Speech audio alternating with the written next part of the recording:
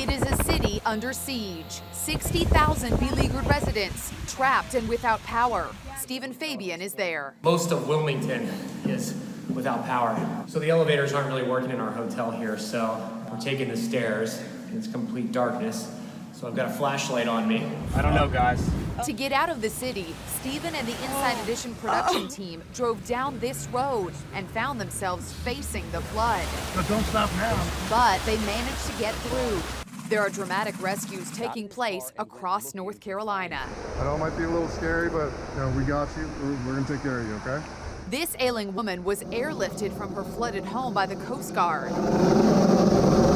One chopper team rescued 26 adults, 11 children, 7 dogs, and 4 cats in a single shift. On the ground, first responders are going from house to house, looking for people who need help. This stranded driver had to be pulled out of the window of his car. Roll on in. A bedridden woman was rescued using a ladder as a makeshift gurney. A flotilla of drones is in the air assisting in the rescue efforts. The images are almost biblical, and officials fear the worst is yet to come.